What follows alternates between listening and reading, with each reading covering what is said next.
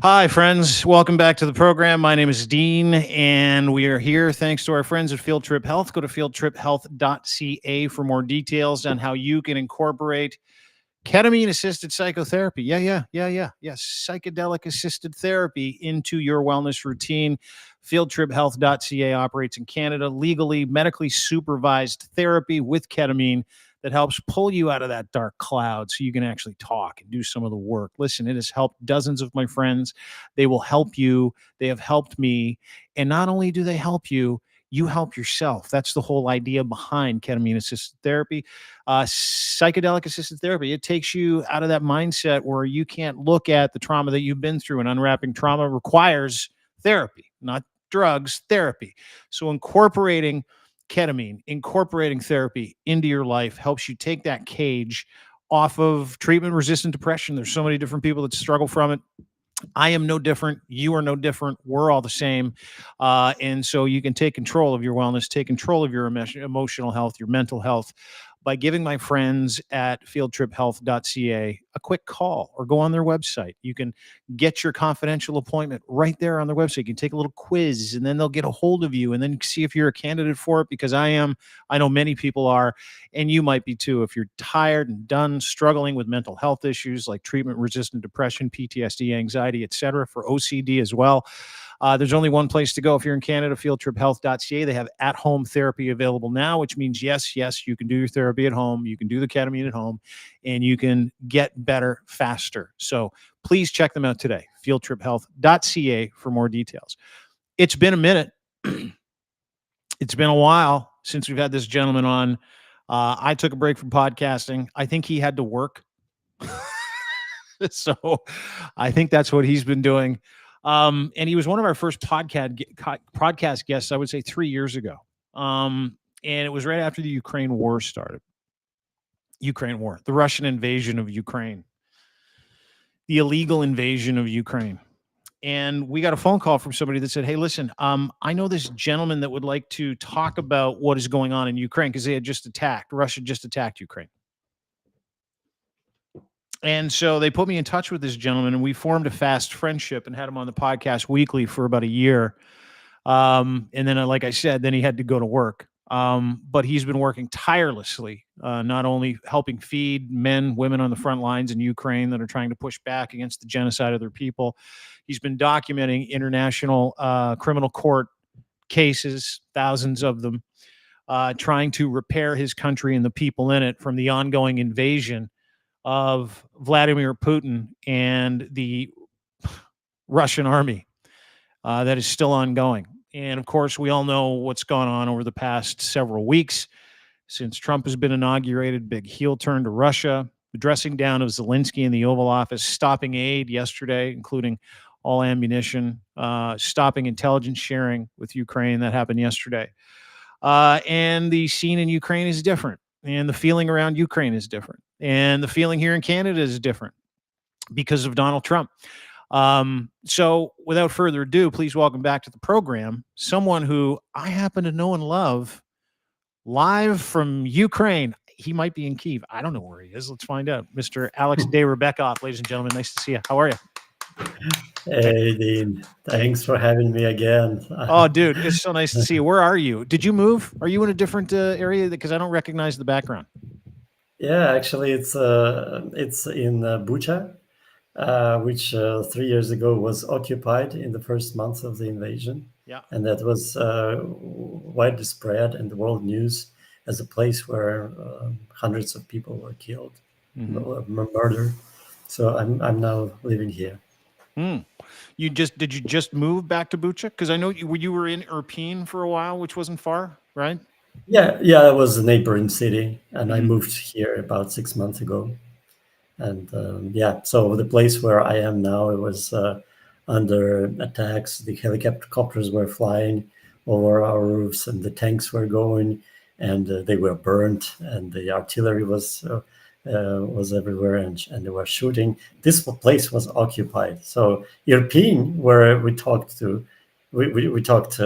last time, was not occupied, but this place was under occupation. Yeah, so lots of things were happening here. I'm so happy that it's peaceful here. Mm. No. The building you were in was occupied? Well, they passed. They passed it. It wasn't even ready for leaving at that point. Yeah. But the walls were cracked because of the, what is it, shock wave, explosion wave. So we had to repair that. But other than that, it was fine, luckily. But there was neighboring houses that were completely burnt and are being restored now, renovated. Yeah. Wow. Dude, yeah, you talk about it like it was a long time ago, but it was only 3 years ago, right? Exactly. Yeah, yeah. And I just remembered, and let me show you if you can see this. Yeah. It's Uh, this man, my neighbor from Irpin. His name is Dennis, mhm. and today is exactly 3 years ago that Dennis and his family were trying to evacuate from Irpin Mm. on their civil car. He was driving the car, and they shoot him. They shot him right through the windshield. There were 4 holes, so they were actually shooting to kill him. Just a civilian guy. He's my neighbor. I knew him. This was the first case when I actually understood that this war is real. That a man I knew. We were not friends. We were arguing at times, but we were like close neighbors. And he was killed just all of a sudden. For what? I mean, that Mm. was exactly 3 years ago. This day. Yeah, Today. that was because it was a month, right? Like they attacked in early February, if I'm not mistaken. And then Yeah, February, March. Yeah. February, March. Okay, I mean, it's fresh. You're now back in that place, and I remember the story. Like I remember you telling me about that guy who tried to flee the building and the complex area that you were in Irpin, if I'm not mistaken, right? Exactly. Here And is his car that was yeah, shot. Yeah, yeah. so it was found later, but he was dead. Well, Yeah. so it's got to be eerie being back in Bucha. Because like I watched a TV show or actually a movie on what happened in Bucha and Irpin. There's a really great special on Apple that I watched that my friend Kalen Robertson put together with his friends at Byline Times. And the fact that you're living there, knowing that I watched that show and seeing really a full scale invasion and the genocide of civilians, hundreds, thousands of people, um, blows my mind. And it blows my mind because the war is still ongoing. Like it must is it weird being back in Bucha? Actually, that is something I think every once in a while. I think about every once in a while because if you didn't know what happened here, you would not even believe in that. Because if you walk in the streets, there are shopping malls, grocery stores, car shops, car washes. Everything is working, and coffee shops, restaurants, and you would not even imagine that things like this happened here. And only our memories make it. If you ever come, I hope you at some point you will come visit here, and I will show you those places. You would go like, this doesn't look like there was a war here ever. Mm, In fact, some of the places are completely renovated. Warren Buffett's son, mhm, this American billionaire, he invested a lot into restoring some places in Bucha. We even have a square in Bucha that is called Buffett Square, as a gratitude to him for donating lots of money to restoring the streets, the pavements, the roads, the buildings. Did a lot of things. mm, I didn't know that. Yeah, it's strange, but it's also really encouraging, and again speaks to the spirit of the Ukrainian people is that 3 years after where you're sitting right now is invaded and occupied by Russian troops, that you are not only back there but you have rebuilt and life is back and the war still rages to the point where now we're seeing a real shift. And so I can't imagine, and I kind of want to understand it from your perspective. Alex Dayrabekov joins us. He's been a frequent podcast guest. He is in Bucha, Ukraine right now. But the turn that we've seen so close, what appears to be close to some kind of finish line, knowing Russia was on its hind legs, the economy's collapsing, they're using donkeys on the front lines. God, I love those videos, by the way. Them Oh, humping yeah. gear with donkeys. It's the best. But what is the mood like, if you can, maybe from your perspective, um, over the shift in the past month since Donald Trump has kind of taken office? Yeah, that is. Well, you started this show with speaking about mental health and depression, the state of depression, and I was thinking this is exactly what we are experiencing now. Um, I read somewhere that at least half of Ukrainians are in a state of deep depression since the invasion started, but the last few months have been really exhausting, and especially the last week since Friday, since the scandal in the White House. I mean, I was like, I couldn't sleep at night. I was like, I couldn't think about anything. I was just like, what are we gonna do? I mean, we even have this discussion over dinner with my wife, and it is like a flashback from 3 years ago, before the invasion. We had these discussions several days before the invasion started, and the discussion was about what would be the point when we will actually decide to get um, our documents and most important belongings, and leave the place with the thought that we would never come back. And we got back to the same thinking, like, what is the point? What should happen that we just get together and go to the west of Ukraine, closer to the border, and just. And one of the thoughts would be that obviously Zelensky is a pain in the neck of Putler, and now a pain in the neck of Trump as well. Mm-hmm. So he has been. There have been dozens of attempts to assassinate him, and my thinking is that Putler's FSB is probably intensifying these efforts now, while they're feeling that it's also in the interests of Trump's administration. So if this happens, this is a signal for us that we just have to go, because if the Zelensky is somebody who cannot be replaced, we cannot do elections. The Speaker of the Parliament, who will be kind of a successor in case the president is gone, is kind of weak in terms of being a political figure close to even close to Zelensky.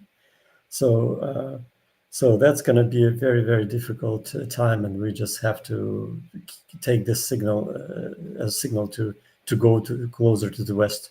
I remember that conversation that we had a couple of years ago, where I'm like, "What are you going to do?" It was shortly after it started, and you're like, we're not sure. We might have to move." You were kind of nomadic, I think, for a few months too, right? You moved out of the city into a different part of the country, and you kind of came back, and so much has changed, where you hear about lend-lease being a thing, and then that happens in Ukraine, and it buoys the hopes of the people. And then you hear about maybe ascension to NATO, ascension to the EU, that buoys the people. You hear about $2, $3, $4 billion arms packages, the partnerships that you have with every democratic EU country, Canada, the United States, and then Trump happened. And Trump happened literally right when it looked like, and still looks like, Russia will collapse. And you're so close, right? So close. It felt like you were close. Can you describe the whiplash that you had watching, not just Trump get into the White House and his doublespeak, but again, take me through what you thought of the Oval Office meeting with Zelensky? Oh, that is actually we were having a dinner, and I was looking at the news, and my wife said, "Oh, stop doing this. Let's just have dinner." I said, "Okay." And then half an hour later, she approached me and said, "Did you hear what happened?" I'm like, "What?" They argued, and Trump kicked Zelensky out of White House. And of course, I went to the news, and I was like completely mad and disappointed. I don't know, pissed out with what happened. But of course, I am on our president's side, even though I'm not his supporter. I didn't vote for him. In fact, I think that in the next elections, he shouldn't even he shouldn't even go to be a president for the next term. But here I stand with my president with full heart, because it looks like he is the only one who could actually honestly tell what he's thinking right there in the Oval Office, when Macron was coming and trying to delicately and politely, explain to Trump that he should stand with Ukraine, and then Prime Minister of the UK also Yeah, came. Keir Starmer. Keir Starmer's like, "Hey, we got to put some stuff in Ukraine," and Donald Trump's like, "That's enough." Yeah. And Zelensky was like a real man. He said what was he was thinking about. I mean, and of course it could look rude, but even the fact that he was wearing this uniform, and we both know that was one of the points that made Trump very angry, that he was not wearing official suit. I mean,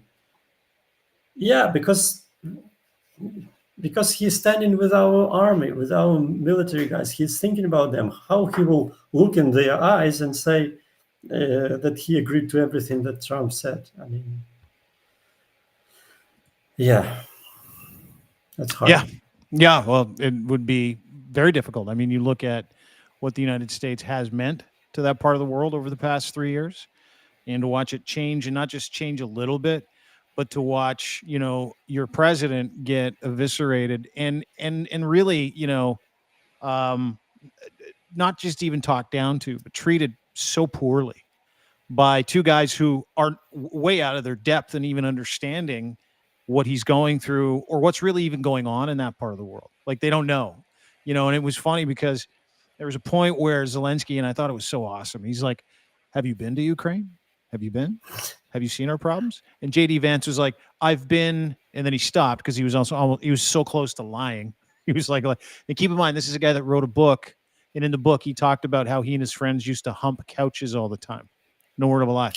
So VP Couch Humper is he says, "I've been," and then he stops. And if I'm Ukrainian and I hear this, I'm like, just not even insulted. I'm sickened by it. For him to go, "Well, I've seen a lot online." Like, I've seen. No, he said, I've seen a lot of stories. Yeah. And for me, that was like, this guy is just sitting and watching stories on Instagram or whatever. And he was, okay, I've watched stories, Yeah, I know what it is like. I mean, what? Stories? Yeah, that's that. If I'm you, because you've documented those stories, some of the most horrific stories. How do you combat that? Like what is a story that he doesn't want to hear? Yeah. In fact, I just sent to you, if you can, actually, I can show you the photo. This is the photo of that Zelensky showed to Trump in the White House. This is Zelensky passing over some photos to Trump on Friday night. Sorry, on Friday in the White House. So I looked at it, and I actually know this guy. This is the guy I know. This one was one of the witnesses we interviewed. So this is a really amazing story. This is the story that JD must have seen, must see. What's the story? Tell me about that guy. So this guy's name is Alexei. He is a kickboxer. a professional kickboxer. In the beginning of the invasion, he went to territorial defense. Mhm.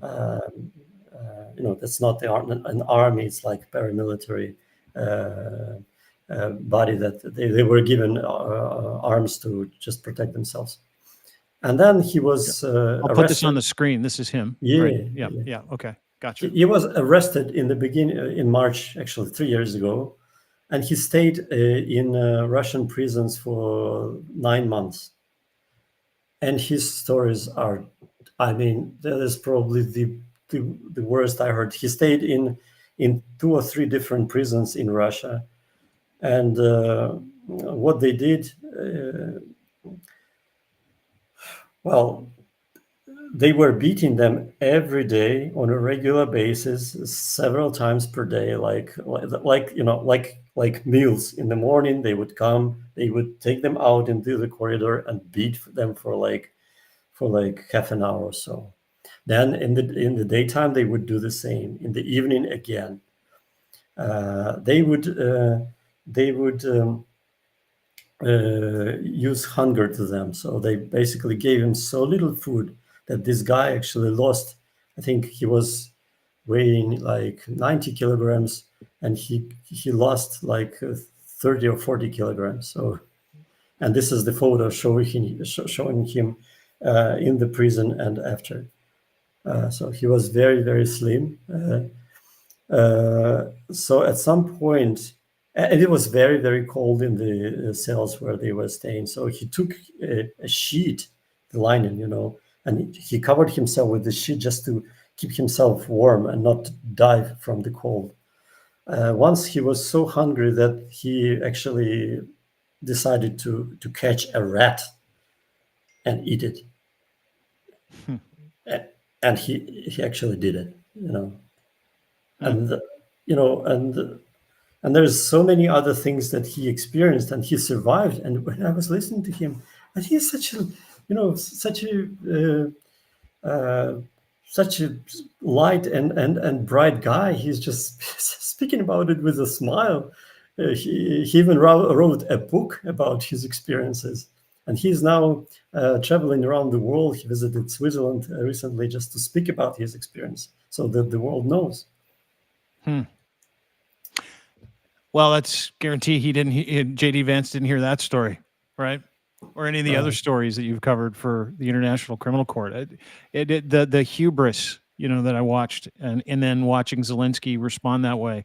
And I think anybody with a brain, anybody that has the ability to reason, that can read, that isn't, captured by the MAGA cult, or somebody that has a decent understanding of what humanity's all about, watch that interview, and two things happened. And I'd love to know what happened in Ukraine, because in Canada, that steeled our resolve. Like that made me so proud of Volodymyr Zelensky. It made me so proud to be Canadian, part of a country that has a full-throated support of your country and your people and that man. But that was a man, right? That was a man sitting there in a den full of other rich American oligarchs, mocking him for not wearing a suit, talking down to him, performatively telling him that he needs to get on his knees and grovel for the support that he's been getting for those people. So I know what it did to me. It made me disgusted to be living above the United States in the apartment above the meth house, number one. And number two, the other thing that I think it did, and I'd love for you to kind of fill me in, or I'd love to know your thoughts from Ukraine, is, whether you like Zelensky or not, it looked like it brought Ukrainians even closer together. It looked like Ukrainians of all stripes, from everything that I read. And I'm all into everything I can read on Ukraine, from the, some of those thermite, some of those thermite drones. Love watching those videos. I'm daily into the videos, daily into understanding what goes on in your country. But from what I've read, it sure looked like his approval rating went through the roof, and the country fell in love with him yet again. Correct me if I'm wrong. Exactly. The next day, lots of people were like, and we discussed this in one of previous shows. I remember one post, a guy said, uh, uh, I hate Zelensky. I don't like him as a president, but only we have the right to hate him and not like, not some Trumps, things like this. So yeah, there was quite a big support, and the ratings went up, and yeah, I mean, because what I'm thinking is that when I was trying to imagine myself sitting in this Oval Office in Zelensky's shoes. It is hard, but try to imagine that 3 years ago you could have been killed. That some assassins were already in the government quarter, and Zelensky's team, that was in the first day of the invasion, Zelensky's team actually grabbed the weapons, the guns, to protect themselves. They were already prepared for just shooting, and luckily it didn't happen. But so he could have been killed, and now he's in the Oval Office, and here you go again. He's impressed by another world power, for no reason. Mm. Did you see him, by the way, did you see him roll his eyes when Donald Trump was like, no one respects any of the other presidents. Everybody respects me. Did you see Zelensky go like this? Oh. But that's what really pissed Trump off, apparently. Like, it really pissed him off. Really He pissed was him very off. authentic. He was very authentic in his emotions. I don't know why. I was also watching him closely, and I was like, is he so tired? I mean, Zelensky, is he so tired? Because he's an actor, he could act whatever he wants, but he was not acting. He was just himself. Mm-hmm. So the fallout from that, let's talk about that real quick. Have you guys felt the pain of it, or is it more psychosomatic at this point, meaning the loss of that U.S. support because Donald Trump is effectively a Russian asset? Like, how do you feel about the cancellation of arms or the pause in arms, and how do you feel, and what's the conversation around not sharing intelligence anymore with the United States? Oh, of course it's bad. Of course it's bad, and we all wish it had never happened, but it happened, and I kind of use Trump's words now. Do it. It's funny, but now we just have to deal with that. And I mean, what are the choices? To kneel before Trump? We didn't kneel before Putin. To kneel before Trump, I mean, we would lose again. Yeah. I mean, we are again in the situation where we can lose the entire country and nation, because we really don't understand what is going on in his head. We don't know. He doesn't say. They have some talks, some weird talks with the Russians. I mean, the expectations are really dim. So we don't know what will happen. I mean, it's hard. Yeah, my friend. I know, buddy, and I see it. And every time I get a piece of information, or every time a news story comes out, my heart sinks when it comes to, U.S. support for Ukraine evaporating in a month and 40 days. I mean, he's destroying that country, and he wants to come after ours, and we'll get to that in just a second. But are you encouraged by the European Union wrapping its arms around Ukraine over the past few days? I know that they've had several meetings. Would love to get your thoughts on the $150 billion defense package that's coming into Ukraine almost immediately, and then the $800 billion rearmament package for all the different EU countries without Hungary. By the way, they're going to lose their right to vote on the EU, so that's really nice. But I would love your thoughts. I mean, because the shift in paradigm when it comes to Europe taking care of Europe, right? I don't think that's a bad thing. And I think there's always, in chaos, there's always opportunity. So, we feel the same way here in Canada. We're on a big rearmament movement. We're trying to get into bed with the European Union in many ways, whether it comes to security guarantees or, sharing intelligence, and trying to not just support Ukraine, but also trying to come together with like-minded EU countries. So I would love your thoughts, because I thought that was a spectacular announcement the other day that the head of the EU, Ursula, I can't remember her last name, when she said, "Hey, listen, the time is now for all of Europe to stand against Russia, to stand for Ukraine, and we are going to max out our financial possibilities to do so." So I'd love your thoughts on that if I can. Well, of course, those news are kind of inspiring, but honestly, really hard to believe. If we take a look at all the 3 years and compare what was said, what was promised, and what was actually given by everybody, including the U.S., Mhm. it was just complete differences, like a big gap between what promised and then it takes time, it takes effort. Some of the things that were promised 3 years ago have not been delivered yet. I mean, Europe has to get together. My thinking is that I'm just a citizen, of course, but we got to forget about NATO and EU and just come up with our own alliance where Ukraine will have the leading role Mm. and get together other countries. We are actually the largest army in Europe.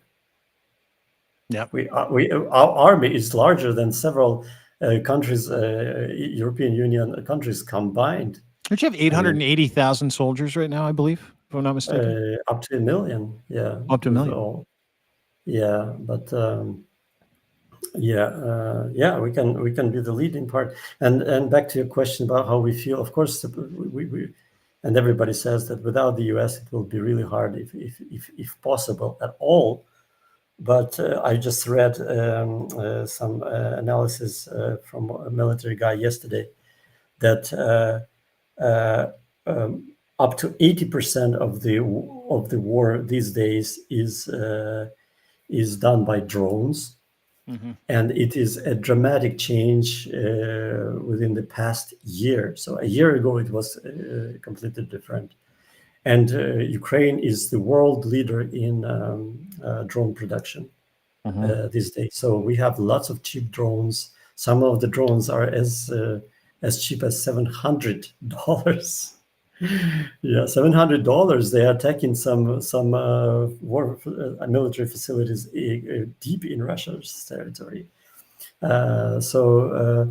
And this is like a big capability that we have. Of course, if we lose U.S. support, especially intelligence is very important for deep Mhm. strikes Mhm. and the air defense, because Russia. Um, uh, since September last year, for the past September, November, December, January, February, for the past 5 months, they have been attacking us almost daily. And it's like 30, 40, 50, 800. The record was 268 drones every night.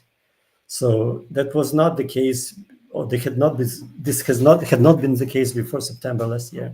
It's like, I think they have this massive production of the drones, and they have lots of them.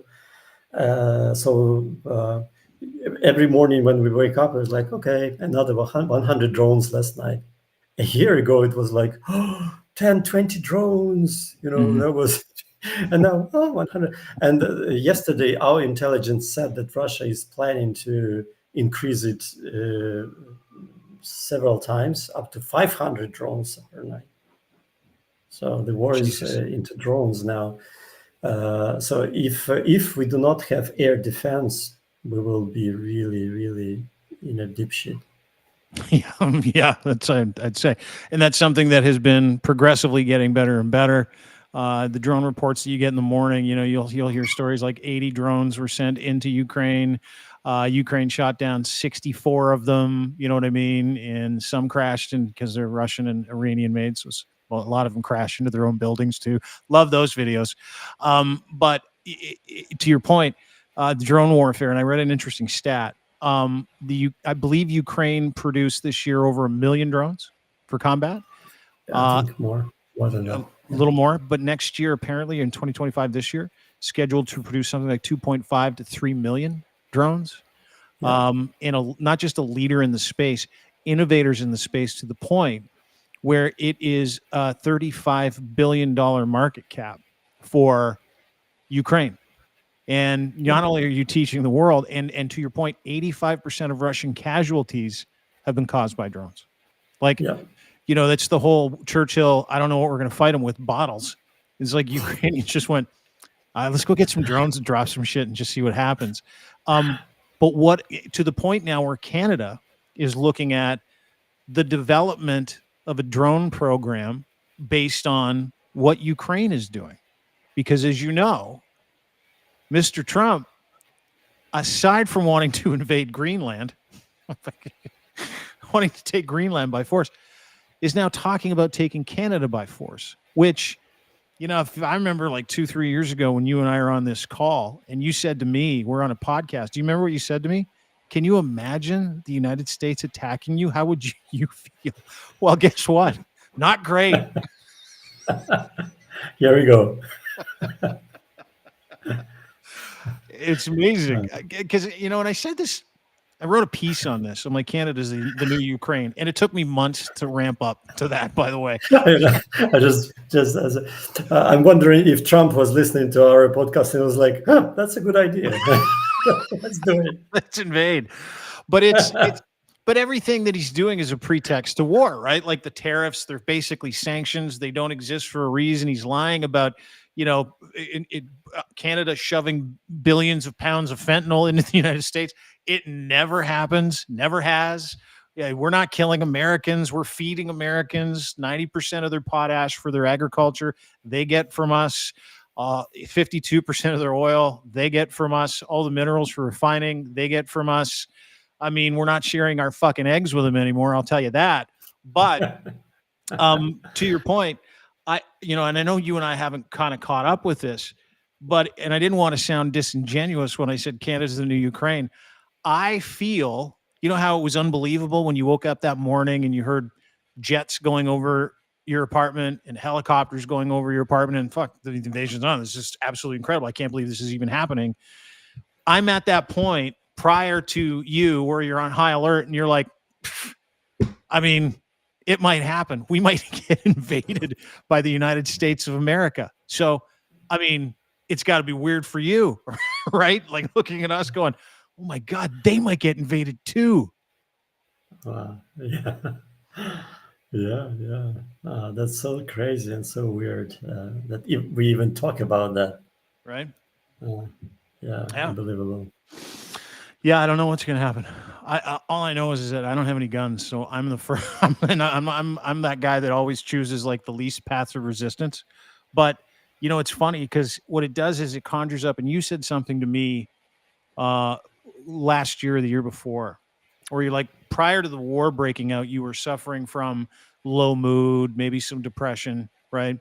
And 3 to 6 months into this, and as soon as it started, it disappeared because you had something to focus on. You had a job to do. And I get that today. Over the past, I would say 2 months, I have been ramping up content, trying to warn people about what's going on. Been ramping, as you can see online, ramping up content supporting Ukraine because I know how important Ukraine is to whatever happens here. Like we're seeing that now. Lots of people used to say this all the time, Alex, where they'd say, oh, that's happening over there. And we would say it all the time. No, if it happens over there and it's successful, the next place it happens is going to be the next country and the next country, the next country. And that all it would take is for a Donald Trump presidency again, for him to engage in the idea that he could expand his territory like Putin's trying to expand his. And it's legitimately not just a conversation. He, in the State of the Union last night, he's like, we're going to take Greenland. We don't even give a shit.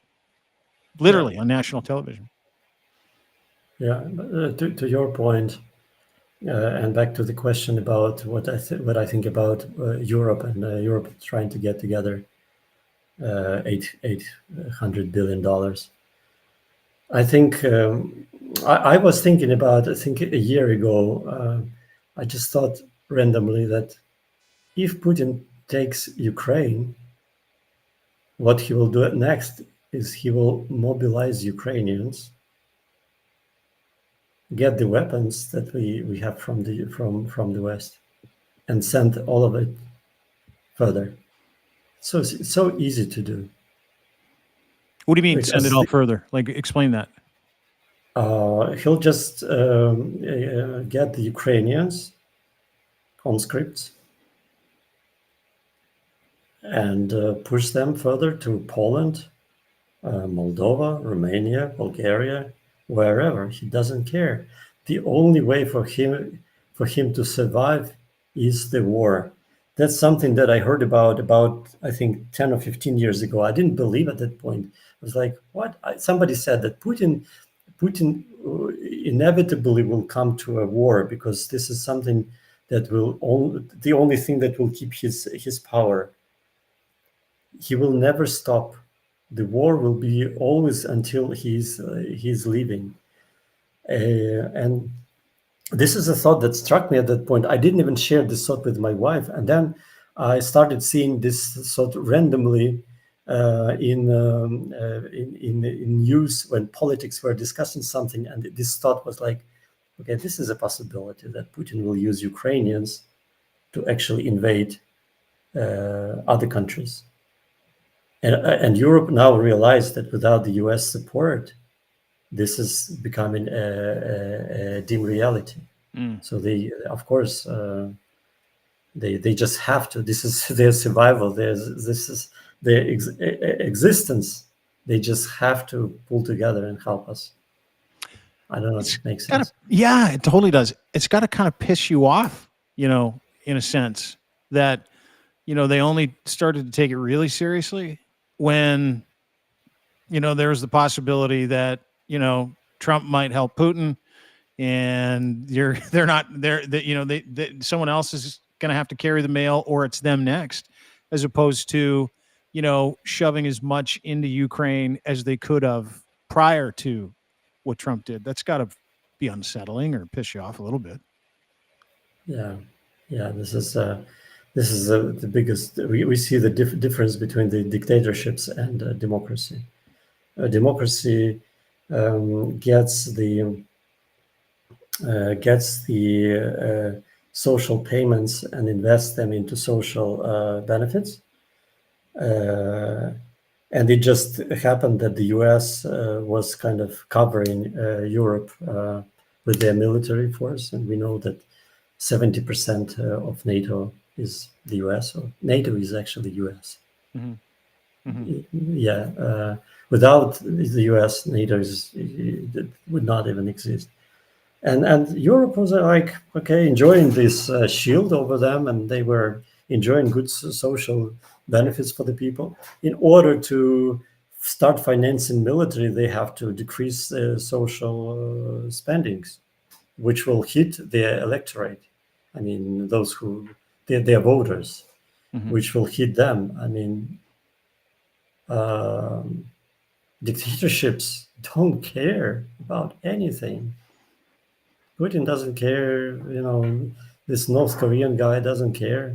They sent North Korean troops to Ukraine, and after a month, they lost. They sent 11,000 people. 3,000 of them were either killed or injured, and then they withdrew. But they left. I didn't know that. Yeah, they left. Yeah, they left. But our intelligence is saying that they will get a couple thousand more and send them again. But they don't care about it. Absolutely, they don't care about these people. They actually lied to them. They said that they are going to fight against South Koreans, and they ended up in Ukraine. Can you imagine that? Yeah, are you serious? Why do South Koreans look like Ukrainians? Man, South Koreans look different than North Koreans. Yeah. Yeah. Oh, that's terrible, but it's so funny. Right? Yeah.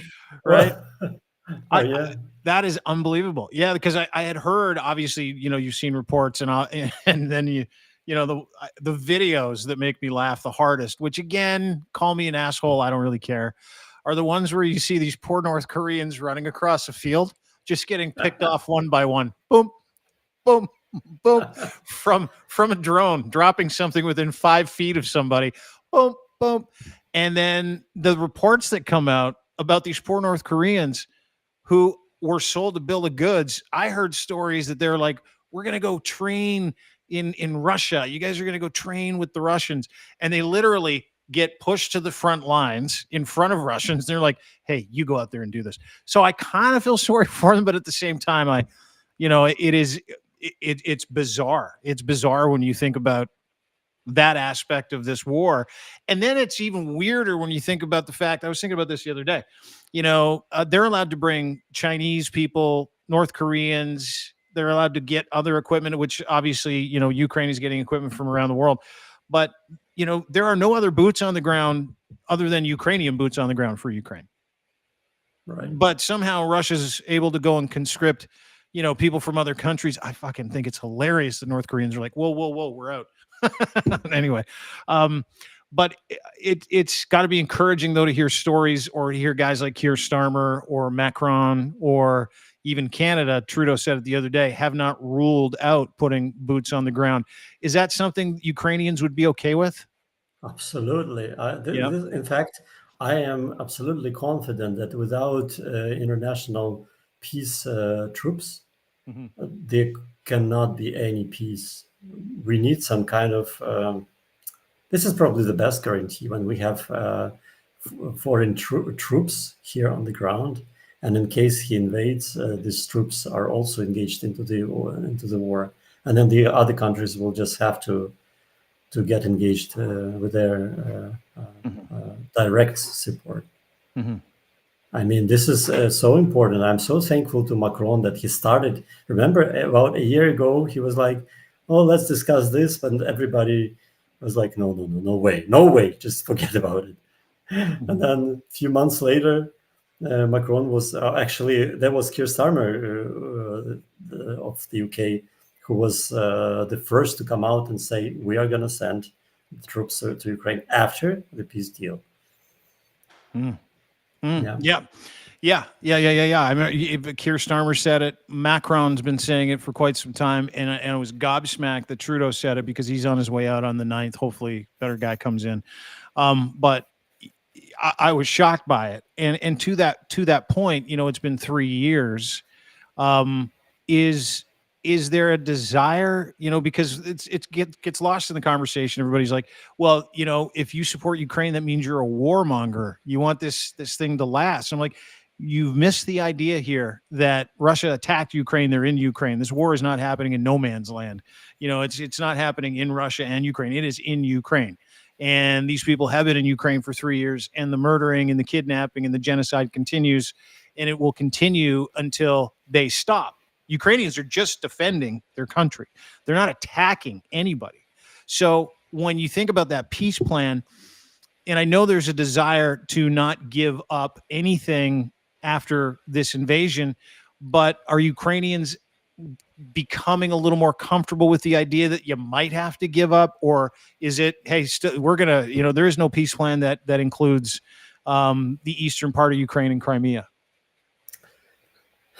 That's a perfect question. And when I heard Elon Musk saying like, oh, you don't want peace, I got so furious. I told my wife, I would look at Elon Musk if a murderer comes to his house, destroys half of his house, rapes his wife, kills his children, and then he comes to him and says, let's make peace.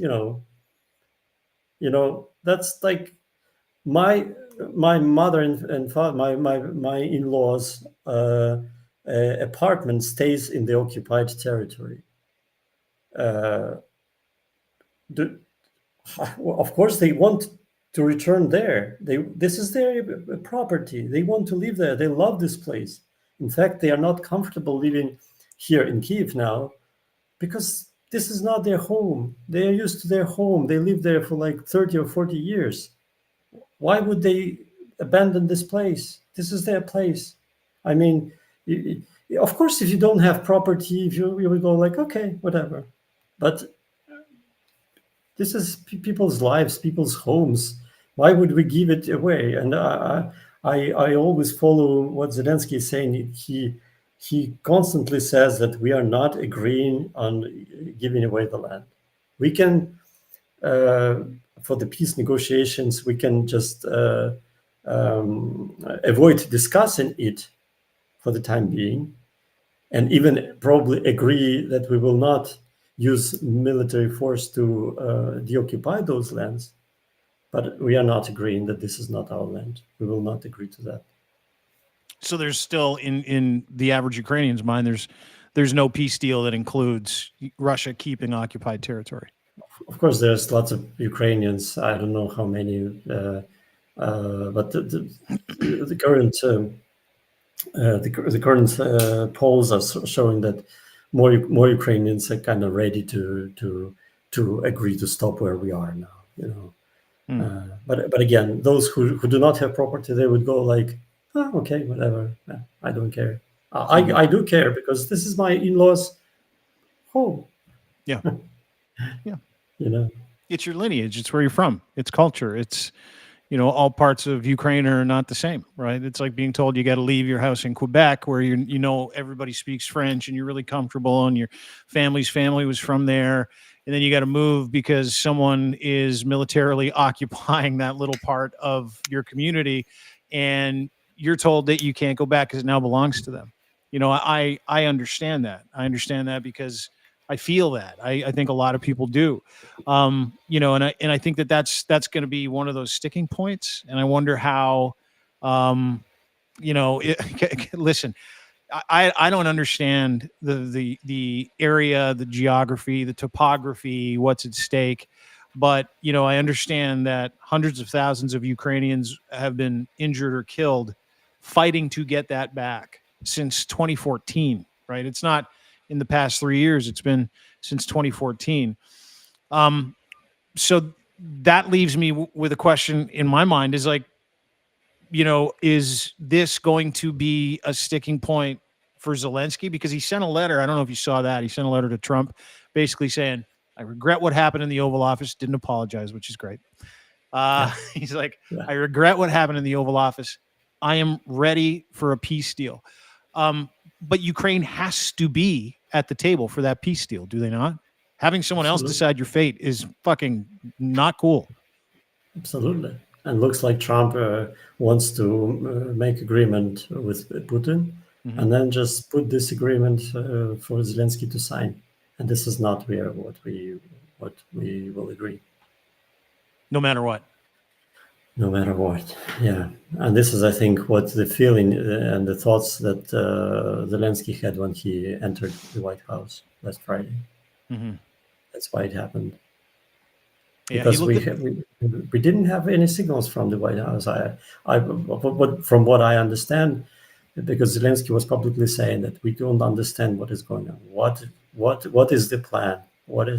They're not sharing with us? They are not sharing with us anything. We don't know. It looked like it was a setup too, didn't it? I don't know. Oh, maybe. I feel like it just happened. It happened. Wow.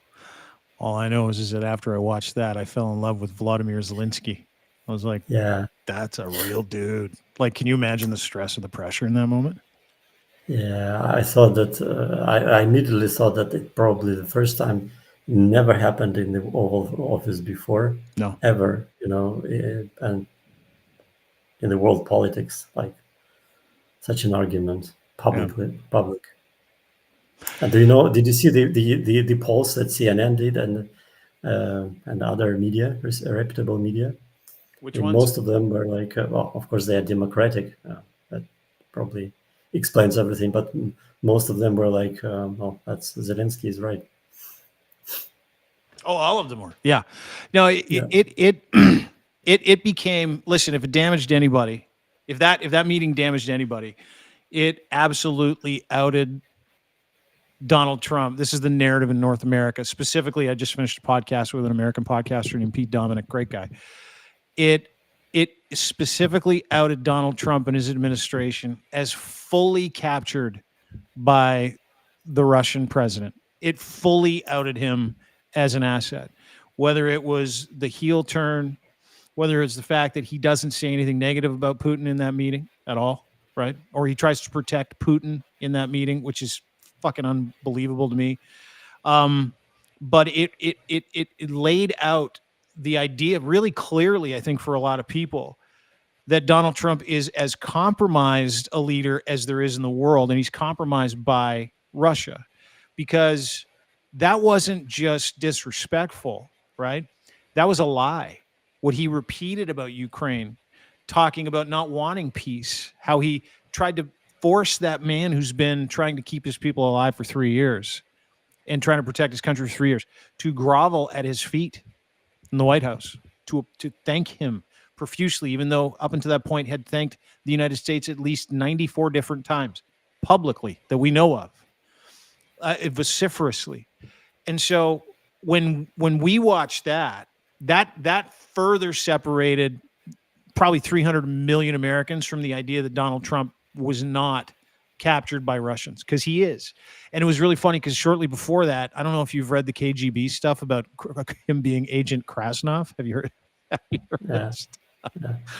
And all these receipts came out, and you stack all those things together, and you have a senator yesterday literally in a hearing go, is our president a Russian asset? Because he did this, and this. And that has never happened before. No one's ever literally sat in front of someone in a judiciary hearing and asked if the president was captured by Russia. And it's not just an ongoing conversation about him. It's an ongoing conversation about that shithead you mentioned earlier, Elon Musk, is who's talking to who, who's got compromat on who. And if you look back at the KGB, did you read the KGB stuff about Krasnov? Did you read some of it? Fascinating. No, I just heard it. Since 1978, he's been farmed, cultivated as a Russian asset. Since 1978. First visit in 86. Apparently, they flooded his hotel room with women, because that's what Russia does, right? Take a bunch of pictures, they get all the information that they have, and then they force him to launder money. Something like 30 or 40% of the condominiums at Trump Tower, this is really funny, were owned by Russians over the past 40 years. And most of those Russians paid 20, 30, 40, 50% above market value for those condominiums. He sold, there's a guy named Dmitry Roblev, I believe his name is, who was involved in one of the meetings in Saudi Arabia with Marco Rubio and Lavrov in that fucking despicable display that we saw of groveling again at Russia's feet. Russia, by the way, still on the verge of collapse. Don't understand why they're doing it. But he purchased Trump's Palm Beach house for 100% more than he paid for it 3 years earlier. Paid $40 million, sold it for $95 million. He's one of Putin's inner circle guys. So it's not comforting for me to tell you this stuff, but that's the kind of stuff that everybody's leaning on now and talking about now openly for the first time. And it all happened really because of the contention between Zelensky and Trump. Yeah, the question is, when I first learned about it, I didn't know the details, but I just heard about Krasnov and stuff. But I was like, okay, what are we gonna do with it? I mean, not even we, but what are the Americans going to do with that? Nothing. He's the president. Yeah. He's a Manchurian candidate. Like, there's no other explanation other than he is a Russian asset. Like, and I mean, you sound like a conspiracy theorist saying it too, Alex, right? Like, I feel and which I don't like, but I mean, I hate conspiracy theories, but if this is even partially true, then I just see no way out for us. Hopefully there is. Hopefully it's the EU. Hopefully it's Canada. And depending on what happens, you can come live with me. I got 3 bedrooms. Thank you, my friend. You will not enjoy it. Do your kids cry? If they do, maybe not. That's not the word. They scream. I don't know. Sometimes it's a hell. It feels like it's a hell. You're like, what? Oh, you have 2 kids under the age of... Yeah, I have 2 kids, 3-year-old and 7 months. And it's like, oh, well, that's not an argument. Here is an argument. Yeah. Makes everything easier, right? When you got two kids under 3 and then you come home from a day that you have to go and work and then you document something and you're under attack and your kids are like, she stole my tractor. And you're like, oh my God, it's not a problem. Oh yeah. Listen, dude, thank you for taking some time with me today. I really appreciate it. Oh, thank you so much, Dean. I really love being with you, and that's it's soothing. It's like it's a kind of a therapy for me. That's something that you mentioned in the beginning. Those podcasts helped me a lot in the beginning. I really felt a lot better after talking to you guys, and yeah, so I really appreciate, and I feel this closeness, even though we never saw each other in person. But I feel like we are like very, very good, warm friends. We are. I think about you daily. It's funny. Anytime I see anything out of that end of the world, or any of the news around Ukraine, the first thing in my thought is Alex. Obviously, the first thing in my mind is your family and you. And if I know one thing, that war that was supposed to last 3 days, which is going on 3 years, where you've killed double the amount of people they've taken from you, right?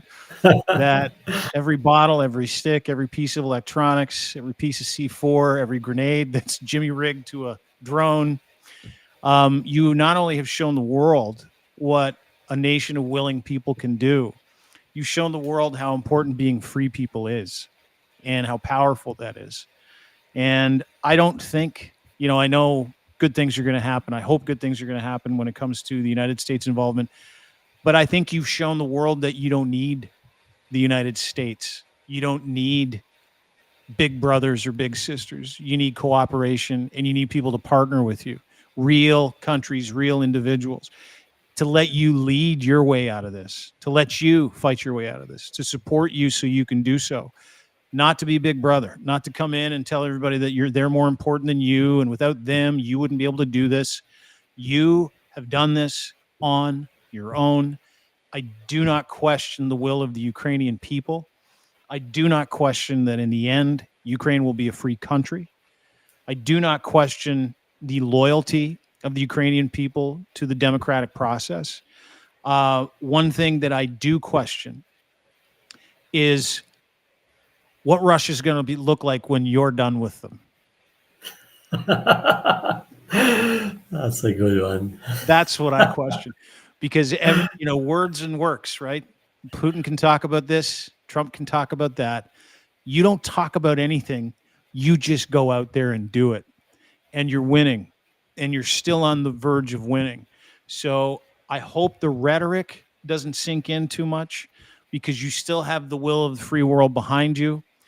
The United States, Trump's America, is a pariah state now. Everybody knows they've been unmasked. The emperor has no clothes, just a bunch of dumb fascists with a bunch of shiny equipment. And I don't see a world where you're not free people. And I think that, that's funny. You talk about soothing. I think that some of the stress that I've seen from the United States coming into Canada, I always think back to the conversations that you and I had when we first started to talk, right? Where you said, we will fight, we will win. We will fight, we will win. We will fight, we will win. And there's different ways to do it, but you have been the North Star, your country, your people, you have been that North Star to the world. And we are fully behind you. And you know that I am as well. So thank you very, very much for taking a minute to catch up with me today. I really appreciate it. And as always, Slava Ukraine. Heroyam Slava, my friend. That was very inspiring. Thank you. Oh, buddy. Yeah. We will get together and have that pint. I promise you that. Sure. Have a great day, pal. I'll talk to you soon. Take care. Take care. Alex Dayrabekov from Bucha, Ukraine. Google Bucha. Invasion Bucha. Google that. Have a look at some pictures. That's where he is. 3 years after Russia decimated that part of the world, literally discriminately murdering people, his friends, Dude's like, fuck it, I'm moving back. And I'm going to rebuild this house that those greasy orcs tried to take from us.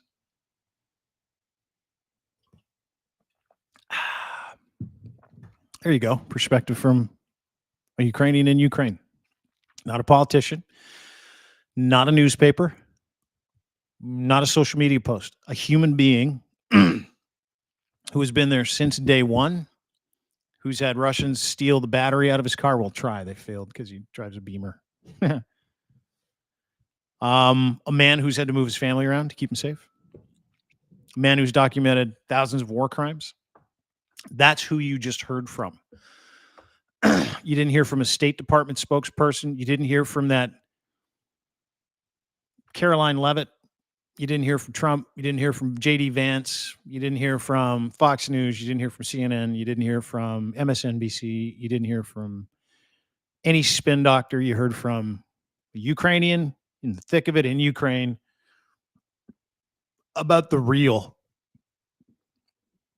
Follow Alex on Facebook. He posts there all the time.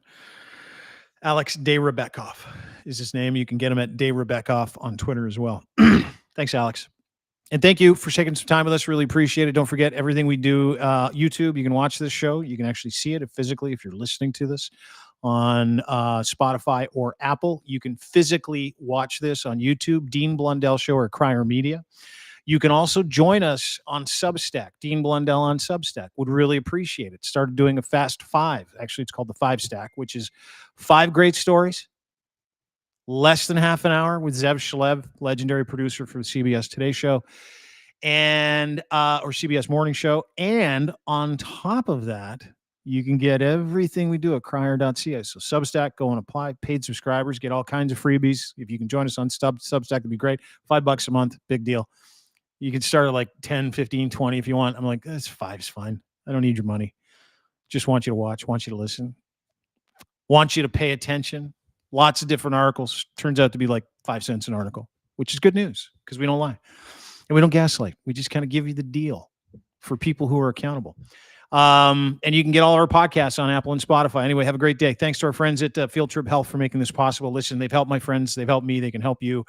Fieldtriphealth.ca. Fieldtriphealth.ca. Listen, are you like me? Do you suffer from PTSD, anxiety, depression? Do you take your mental health seriously? Well, so do the people at fieldtriphealth.ca. They offer a unique approach to at-home ketamine therapy too. Yes, they do. Not only can you contact them in different provinces like Ontario, British Columbia, Saskatchewan, Quebec, Montreal. They've got clinics. Ontario, they've got a bunch. Montreal, Vancouver, Regina, they got one. They've also got an at-home therapy program, personalized care tailored for your specific need, ensuring safe and supportive environment with a commitment to integrating therapy and mental health support. They aim to deliver the very best outcome for their clients. And why do they do it at home? Because sometimes you just can't get to a clinic. Sometimes it's difficult. You want to unwrap trauma in a safe environment. Sometimes for people, that's just at home. But this is what ketamine-assisted therapy is. It is a little bit of ketamine, 2 hours of really awesome therapy where you unwrap trauma. You deal with things that you've had a hard time dealing with your whole life that have created this calluses, that have put you in neutral, that put a cage over your emotions and your joy. And the experience that you have through those therapeutic sessions absolutely change the way you think. You're able to help yourself with the guide who's counseling you to help you as well. Sometimes people that do this, they get relief in like an hour. Sometimes that relief lasts for months. There are no SSRIs, meaning no antidepressants. And antidepressants work. They are part of a scheduled treatment. They are your first line of defense. Field Trip is not, but Field Trip is for people who have treatment-resistant depression, treatment-resistant anxiety, and PTSD. People who just can't get past the idea that they have to deal with trauma. We all have it. Happens every day. adds up over time, and then you find yourself unwilling to compete in your life. My friends at Field Trip have given thousands of people their lives back, their joy back, their families back, and they want to help you too. Fieldtriphealth.ca. Check them out today. Book your discovery call online. Super easy. You book a free discovery call to see if you're a candidate for your at-home therapy or in-studio therapy. You can also get a medical consultation that's absolutely free of charge with a nurse practitioner, and then they put you to work, getting busy, getting better. And I'm telling you right now, it is game-changing, specifically for people that have treatment-resistant depression. 80% of those people have a response rate as opposed to maybe 20 on your fourth schedule of SSRIs. Drug addiction, alcohol addiction, 86% of respondents remained abstinent dealing with their alcohol and drug addiction. 86%. Do you know how enormous that is? It's huge. And if you want to set yourself free, you're going to go and call my friends. Get better faster, get better, stay better longer. Go to fieldtriphealth.ca for more details. Thanks, everybody, for being part of the show. Really appreciate it. Rate, subscribe, all that other stuff, wherever you can. Have a great day. We'll see you tomorrow. Bye.